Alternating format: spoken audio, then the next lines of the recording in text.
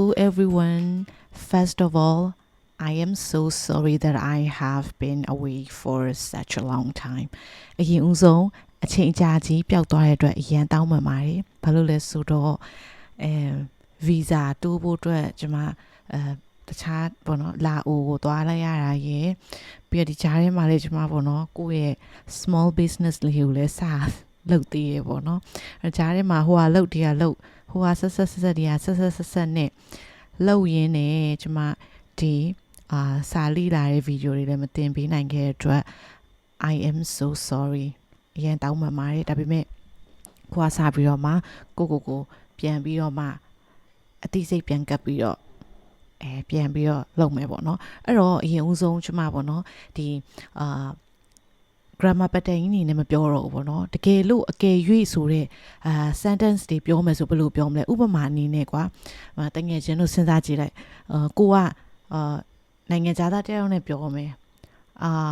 တကယ်လို့ဆိုတဲ့စာအကြောင်းတွေပြောလာနိုင်တယ်တကယ်ပြောတဲ့ခါကျရင်လေအဲ့ခါကျရင်ဒီgrammar pattern လေးကိုသိထားလို့ရှိရင်သုံးရတာဒါဒီ grammar pattern သုံးပြီးပြောလို့ရတယ်ပေါ့နော်အဲ့တော့ဒါကိုပေါ့နော်ဘယ်လိုခေါ်လဲဆိုလို့ရှိရင်conditional လို့ခေါ်တယ်အဲ့တော့ conditional sentences လို့ခေါ်တယ်ပေါ့နော်ဒါအခြေအနေပေါ်မူတည်အခြေအနေပေါ်မြန်မာလိုသိမပြောတော့ဘောเนาะ conditional လို့ပဲမှတ်ထားပါเนาะသူ့ရဲ့မြန်မာလိုကဘာလဲဆိုရင်တော့စိတ်ကူးရင်တာတွေမဖြစ်နိုင်တာတွေမဖြစ်သေးတဲ့အခြေအနေမှာဘာတွေဖြစ်နိုင်မလဲပြောချင်ရင်အဲ့တော့ဒီအခြေအနေတစ်ခုမှာဆိုရင်ဘာလုပ်မယ်if ပေါ့เนาะဒါဖြစ်ခဲ့ရင်ဆိုတဲ့အခြေအနေမျိုးပြောချင်တဲ့အခါမျိုးမှာကျမတို့ပြောလို့ရတယ်အဲ့တော့ဥပမာအနေနဲ့ဆိုရင်မိုးရွာမယ်ဆိုရင်တော့ငါအိမ်ထဲမှာပဲနေမယ်နော်အဲ့တော့မိုးကမရွာသေးဘူးဒါပေမဲ့မိုးရွာမယ်ဆိုရင် if အကယ်၍မိုးရွာမယ်ဆိုရင်အိမ်ထဲမှာပဲနေမယ်အဲ့လိုမျိုးပြောချင်တဲ့အခါမျိုးပေါ့နော်အဲ့တော့ဒီနေ့အပြင်သွားမှလားဆိုရင်မိုးရွာမယ်ဆိုရင်တော့မသွားဘူးအိမ်ထဲမှာပဲနေမယ်အဲ့လိုမျိုးပြောချင်တဲ့အခါမျိုးဆိုလို့ရှိရင်ဒီ grammar pattern ကတိထားတဲ့ねနော်အဲ့တော့အဲ့မှာတော့လေ conditional မှာဘယ်နှခုရှိလဲဆိုတော့0ရှိရယ်0 conditional first conditional second third လေးခုရှိရပေါ့နော်ဒါပေမဲ့ကျွန်မဒီနေ့ပေါ့နော်တငယ်ချင်းတွေနဲ့တူတူပထမဆုံးတစ်ခုကိုပဲအရင်ရအောင်လေ့လာမှတ်ကြည့်အောင်အဲ့တော့ကျွန်မကပေါ့နော်ဒီသူ့ရဲ့ structure sentence structure တွေကိုပြသွားမယ်เนาะအဲ့တော့ sentence structure ဒါကတော့လုံးဝအလွတ်ရမှာဖြစ်တယ်အလွတ်မှတ်ထားပါဒါကိုအဲ့တော့သူက၄မျိုးရှိရလို့ပြောသွားရပေါ့နော်အဲ့တော့0 conditional ဒီနေ့ဒီကျန်တဲ့၃ခုမကြည့်နေဘူးပေါ့နော်ဒီ0ကိုပဲအရင်ကြည့်အောင်အဲ့တော့ဒါကတော့လုံးဝရထားမှာဖြစ်တဲ့အတွက်သူက clause နှစ်ခုရှိရပေါ့နော်ကျွန်မတို့က if clause နဲ့ result clause ဆိုပြီးရှိတယ်အဲ့တော့ဒါမှတ်ထားလိုက်เนาะပြီးလို့ရှိရင်အသေးစိတ်ပြပေးမယ်အဲ့တော့if clause မှာ if ရဲ့သူ့မှာသုံးတဲ့ tense က present simple tense ဥပမာအလွယ်ပြောမှဆိုရင်တော့ကျမတို့ verb 1ပေါ့နော် verb 1 if plus present simple tense သုံးမယ်အဲ့တော့နောက်ထပ် result clause ကကြတော့ present simple tense ကိုသုံးမယ်ဒါလေးကတော့ရှင်းမယ်ထင်တယ်နော်အဲ့တော့ပိုရှင်းအောင်လို့နောက်ထပ် slide တစ်ခုသွားရအောင်နော်Okay အဲ့တော့ဒါ zero conditional ဒီနေ့က0ပဲကြည့်မယ်เนาะအဲ့တော့0ကိုပဲခေါင်းထဲမှာဒီနေ့ရအောင်မှတ်ကြမယ်အဲ့တော့သူ့ရဲ့ structure က if plus present simple tense လာမယ်ပြီးရင်ကော်မာလေးနဲ့ဆက်မယ်ပေါ့เนาะပြီးရင် present simple အဲ့တော့ကျွန်မကပေါ့เนาะအရင်ဦးဆုံးပေါ့เนาะသူ့ကိုမြန်မာလိုလေးအရင်ရှင်းပြခြင်းတယ်ဒါကဘာလဲဆိုတော့အကယ်၍ဆိုတဲ့အရာမျိုးပြောခြင်းရင်ကျွန်မတို့ကဒီ0 conditional ကိုသုံးပါပေါ့နော်အဲ့တော့သူ့မှာကဘာရှိလဲဆိုရင်အခြေအနေနဲ့ရလက်ဆိုပြီးတော့နှစ်ခုရှိတယ်အခြေအနေကကြတော့ if ပေါ့တကယ်လို့ဆိုတဲ့အခြေအနေအဲ့ဒီအခြေအနေမှာ result ဘာရလက်ထွက်လာမယ်အဲ့လိုပြောတဲ့အခါမျိုးပေါ့နော်အဲ့တော့သူ့မှာအမြဲတမ်းဘာရှိလဲဆိုရင် condition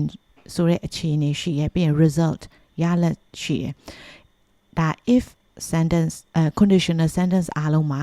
ဒါကျမတို့အဲ့လိုမှတ်ထားမယ်ပေါ့နော် conditional result အဲ့ဒီမှာ0 conditional ကကြတော့သူကဖြစ်နိုင်တဲ့အခြေအနေမှာရလက်ကအမြဲတမ်းတူတယ်ဒါမှမဟုတ်လို့ရှင်လေမှန်တဲ့ရလက်မျိုးရမယ်ဆိုရင်ကျမတို့က0 conditional ကိုသုံးတယ်ရှုပ်လိုက်တာเนาะဒါပေမဲ့ကျမ example လေးနဲ့ရှင်းအောင်ရှင်းပြပေးမယ်ဖြစ်နိုင်တဲ့အခြေအနေမှာသူ့ရဲ့ရလဒ်ကအမြဲတူတယ်ဒါမှမဟုတ်လို့ရှင်မှန်တယ်အဲ့ဒီဟာကဘာကိုပြောချင်တာလဲဆိုတော့တစ်ချက်ကြည့်အောင်အဲ့တော့ဒီမှာဆိုလို့ရှိရင် if it rains မိုးရွာရင် the grass gets wet မိုးရွာရင်တဲ့ grass မြက်တွေကစိုမယ်တဲ့အဲ့တော့ condition ကဘာလဲဆိုရင် if it rains မိုးရွာရင်မိုးရွာတဲ့အခြေအနေဖြစ်မယ်ဆိုရင် result ကဘာလဲဆိုရင် the grass gets wet မြက်တွေစိုမယ်အဲ့တော့မိုးရွာရင်မြက်တွေစိုမယ်ဆိုတာကဒါသိပြီးသားပဲဒါအမြဲတမ်းမိုးရွာပြီဆိုတာနဲ့ဒီမြက်တွေကစိုမှာပဲဒီရလဒ်ကအမြဲတမ်းမှန်နေတယ်အဲ့လိုမျိုးပြောချင်တဲ့အခါမျိုးမှာဆိုရင်ကျမတို့က zero conditional ဒီ structure ကိုသုံးပါတယ် if plus present simple ဆိုရင် present simple အဲ့တော့ if it rains the grass gets wet အဲ့တော့ဥပမာလေတိုက်လို့ရှိရင်သစ်ပင်တွေလှုပ်မယ်အဲ့လိုမျိုးပေါ့နော်အမြဲတမ်းမှန်ကန်နေမယ်ဒီအခြေအနေဖြစ်ရင်ဒါဖြစ်ကိုဖြစ်မယ်ဆိုတဲ့အရာမျိုးတွေပြောချင်ရင်ဒီ zero conditional structure ကိုသုံးတယ်နောက်တစ်ခုကကြတော့เนาะကျမတို့ဒီစာသားလေးကိုကြည့်မယ်เนาะ if you press this button ဒီခလုတ်ကိုနှိပ်ရင်မင်းဒီခလုတ်ကိုနှိပ်ရင် the machine stops ဆက်ရက်မယ်အဲ့တော့ဒီခလုတ်ကိုနှိပ်လို့ရှိရင်ဆက်ကရက်မယ်ဒါဒီခလုတ်ကဆက်ကိုရက်စေတဲ့ခလုတ်ဖြစ်တယ်အဲ့တော့ဒီခလုတ်နှိပ်တိုင်းမှာအဲ့ဒီဆက်ကရက်မှာအဲ့တော့အခြေအနေကဘာလဲဆိုရင်အဲ့ဒီခလုတ်ကိုနှိပ်လိုက်မယ်ဆိုရင်ဆိုတဲ့အခြေအနေရလာတဲ့ result ကအဲ့ဒီဆက်ရက်သွားမယ်ဆိုတဲ့ result ဘယ်အချိန်နှိပ်ဘလို့နှိပ်အဲ့ဒီခလုတ်ကိုနှိပ်ပြီးဆိုတာနဲ့အဲ့ဒီဆက်ကရက်မယ်ရလဒ်ကအမြဲတမ်းဒီရလဒ်ပဲထွက်နေမယ်ဆိုရင်လေကျမတို့ကzero conditional ကိုသုံးတယ်เนาะအဲ့တော့if you press this button the machine stop တယောက်ကိုတစ်ခုခုရဲ့အလုံးလုံးပုံကြောင့်ရှင်းပြခြင်းတဲ့အခါမျိုးမှာဒါသုံးတယ်ဥပမာကိုကအလုံးမှာအစ်စ်ရောက်လာတဲ့အစ်စ်ကလေးကိုကရှင်းပြမယ်ဒီခလုံးနဲ့တော့ဒါဆက်ရက်တဲ့ခလုံးဖြစ်တယ်เนาะအဲ့တော့အဲ့လိုမျိုးရှင်းပြခြင်းတဲ့အခါမျိုးမှာဆိုရင်ဒီ structure ကိုသုံးတယ်เนาะအဲ့တော့ပူပြီးတော့မှရှင်းသွားအောင်လို့ဘလို့အခြေအနေတွေမှာကျမတို့နေ့စဉ်သုံးတဲ့စကားလုံးတွေမှာထည့်ဘလို့သုံးလဲဆိုတာကိုထပ်ပြီးတော့ကြည့်ကြရအောင် Okay ပထမဆုံးတစ်ချောင်းရင်ကြည့်မယ်เนาะညဘက်ကော်ဖီတောက်ရင်အိတ်မရတော့တကယ်လို့တင်ကညဘက်ကော်ဖီတောက်လိုက်မရနဲ့ဘယ်တော့မှเนาะမအိတ်လို့မရဘူးအဲ့လိုလူမျိုးဖြစ်တယ်ဆိုရင်ဒါပြောလို့ရတယ်အဲ့တော့ဒါခုနပြောမယ်ဆိုရင်တော့ဒီ condition ကကြတော့ coffee တောက်လိုက်တယ်ဆိုတဲ့ condition မှာထွက်လာတဲ့ result ကအိမ်မရတဲ့ result အဲ့ဒါကကိုကအမြဲတမ်းเนาะဘယ်အချိန်ဘလို့ပဲဖြစ်ဖြစ်အဲ့လိုညဘက်တောက်လိုက်မိပြီဆိုရင်အိတ်လို့မရတော့တာကိုအတွက်အမြဲတမ်းမှန်ကန်နေရလေအဲ့တော့အဲ့လိုမျိုးပြောချင်တဲ့အခါမျိုးဆိုရင်ဒီ zero conditional ကိုသုံးလို့ရတယ် drink က present simple ဖြစ်တယ် don't sleep present simple ဖြစ်တယ်အဲ့တော့ညဘက် coffee တောက်ရင်ဆိုတော့ if နဲ့ဆက်ပေးမယ်เนาะဒါဟို grammar basic မဟုတ်တဲ့အတွက်ကြောင့်မလို့တော့ကျွန်မအရင် basic မပြောတော့เนาะအဲ့တော့ if နဲ့ဆက်မယ် if I drink coffee at night ညဘက်မှာ coffee တောက်ရင် I don't sleep ငါမအိပ်ဘူးကိုအတွက်အမြဲတမ်းမှန်ကန်နေရဖြစ်တဲ့အတွက်ကြောင့်မလို့ဒီလိုသုံးလို့ရတယ်เนาะအဲ့တော့နောက်တစ်ခုကြည့်မယ်เนาะအဲ့တော့ဒါကိုတွေအမြဲတမ်းသုံးမဲ့စကားလုံးတွေဖြစ်အမြဲတမ်းသုံးနေမယ်လို့ကျွန်မထင်တယ်အလန်းမပေးထားရင်နောက်ကျမှထားတယ်အဲ့တော့ဒီဗီဒီယိုကြည့်နေတဲ့အတူတွေထဲမှာအလန်းမပေးရင်နောက်ကျမှထားတဲ့သူတွေပါလာတော့မသိဘူးပါရင် comment မှာရေးပြီးသွားပါတော့ကျွန်မလည်းအလန်းမပေးထားရင်အမြဲတမ်းနောက်ကျမှထားတယ်အဲ့တော့ဒါကကိုယ့်အတွက်အမြဲတမ်းမှန်ကန်နေတယ်အလန်းမပေးတာနဲ့ကိုဘယ်တော့မှစောစောမထားတော့နောက်ကျမှထားတယ်အဲ့တော့ condition ကဘာလဲဆိုရင်အလန်းမပေးထားရင်ဆိုရင် condition အဲ့ဒီအခြေအနေမှာဆိုရင်သေချာပေါက် result ကနောက်ကျမှထားတယ်ဆိုတော့ result ရတယ်เนาะအဲ့လိုမျိုးပြောချင်တဲ့အခါမျိုးဆိုရင်ဒီ zero conditional ကိုသုံးတယ်အဲ့တော့အလန်းမပေးထားရင်ဆိုတော့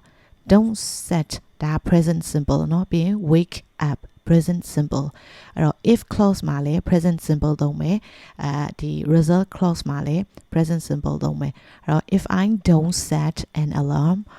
I wake up late နော်အဲ့လိုမျိုးပြီးရင်နောက်တစ်ခုလမ်းတွေတအားပိတ်ရင်ငါစောစောထွက်တယ်အိမ်ကနေနော်အဲ့တော့တယောက်ယောက်ကိုပြောမယ်ပေါ့နော်တကယ်လို့ကားလမ်းနေရမှာတအားပိတ်တယ်ဆိုတော့ငါအိမ်ကနေပြီးတော့မှစောစောထွက်တတ်တယ်ဒါကိုအမြဲတမ်းလုပ်တဲ့အကျင့်ပေါ့အဲ့တော့ကားလမ်းပိတ်တယ်လို့ကြားပြီဆိုတာနဲ့ကားလမ်းပိတ်ပြီဆိုတာနဲ့ငါကတော့အိမ်ကနေစောစောထွက်တယ်အဲ့လိုမျိုးပြောချင်တဲ့အခါမျိုးမှာဆိုရင်လည်းပြောတယ်အဲ့တော့the is bad နော် that if the traffic is bad က present simple အဲ့တော့ leave က present simple I leave earlier ငါစောစောထွက်တယ်နောက်ဆုံးတစ်ကြောင်းကြည့်မယ်နော်ငါဟင်းချက်ရင်နဲ့အမြဲတခါတည်းရှင်းတယ်အဲ့တော့ငါဟင်းချက်ပြီးရင်ဘယ်တော့မှအဲ့လိုပကံနေရှုပ်ပွားအောင်မထားခဲ့ဘူးငါဟင်းချက်လိုက်ပြီးဆိုတာနဲ့အမြဲတမ်းတခါတည်းရှင်းလင်းနေဆိုတဲ့အရာနော်အဲ့တော့သူ့ရဲ့ condition ကဘာလဲဆိုရင်ငါဟင်းချက်လိုက်တယ်ဆိုတဲ့အခြေအနေထွက်လာတဲ့ရလက်ကအမြဲတမ်းရှင်းတယ်ဆိုတဲ့ရလက်နော်အဲ့လိုမျိုးပြောချင်တဲ့အခါမျိုးမှာဆိုရင်ဒီ zero conditional ကိုသုံးတယ်နော် cook က present simple clean up present simple အဲ့တော့ if I cook တကယ်လို့ငါဟင်းချက်ခဲ့ရင် I always clean up after ပြီးရတဲ့တခါရေးရှင်းတယ်အဲ့တော့ဒီလိုမျိုးစာသားလေးတွေကကျမတို့နေ့တိုင်းမှာ3 ထားရှိရပေါ့နော်အဲ့တော့ကိုအတွက်အမြဲတမ်းမှန်နေတဲ့အရာကိုအမြဲတမ်းလုပ်တဲ့အရာမျိုးပြီးရင်လည်းဥပမာရာသီဥတုအေးရင်ငါအနွေးတယ်2 ထပ်လောက်ဝင်မှအနေနဲ့2 ထပ်လောက်ဝစ်လေးဝတ်ထားရှိတယ်အဲ့လိုမျိုးပေါ့နော်အဲ့တော့နေပူရင်စပိန်ထွက်စီတယ်အဲ့တော့ရာသီဥတုကနေပူနေမယ်ဆိုရင်ငါအမြဲတမ်းစပိန်ထွက်စီနေကြခြင်းရှိတယ်ဆိုတော့အဓိပ္ပာယ်ကိုပြောချင်တာအဲ့တော့တချင်းနားထောင်ရင်နှကြက်တက်တယ်အဲ့တော့ငါတချင်းကိုဘယ်တော့မှဒီ speaker ကြီးနဲ့နားမထောင်နှကြက်တက်ပြီးပဲနားထောင်တယ်အဲ့လိုမျိုးတချင်းနားထောင်ပြီးဆိုတာနဲ့ငါနှကြက်တက်တယ်အဲ့လိုမျိုးပြောချင်တဲ့အခါမျိုးမှာကိုအတွက်အမြဲတမ်းမှန်ကန်နေရဒါမှမဟုတ်လေเนาะဒီတဘာဝတရားရမှန်ကန်နေရအရာမျိုးပေါ့เนาะဥမာခုနပြောသလိုပေါ့เนาะမိုးရွာရင်တစ်ရွက်ဆိုတယ်ဒါအမြဲတမ်းမှန်ကန်နေရလေเนาะလေတိုက်ရင်တစ်ပင်လှုပ်တယ်အဲ့ဒါအမြဲတမ်းမှန်ကန်နေရဒီ zero conditional သိထားရင်ကျမတို့အမြဲတမ်းပေါ့เนาะကိုတနေ့တာလုံးလှုပ်တနေ့တာလုံးပေါ့เนาะဒီဘာပဲလုပ်လို့အဲ့ zero conditional လေးသုံးပြီးတော့မှစာကြောင်းတိဆောက်ကြရအောင်တယောက်နဲ့စကားပြောတဲ့အခါမှာပဲဖြစ်ဒါတွေကအမြဲတနေ့တာလုံးသုံးတဲ့စကားတွေမှာအမြဲတမ်းပြောသုံးတယ်ပေါ့နော်အဲ့တော့ဒါလေးသုံးပြီးတော့မှ sentence လေးတွေတိဆောက်ကြည့်ကြပါတကယ်လို့သိချင်တာရှင်လဲ comment မှာရေးပေးပါအဲ့တော့ဆက်ပြီးတော့မှနောက်ထပ် first conditional second third ဆက်ပြီးတော့မှလေ့လာရအောင်အဲ့တော့ channel ဟာလည်းအရင်သုံးဝင်ပါတယ်အဲ့တော့see you in the next video bye bye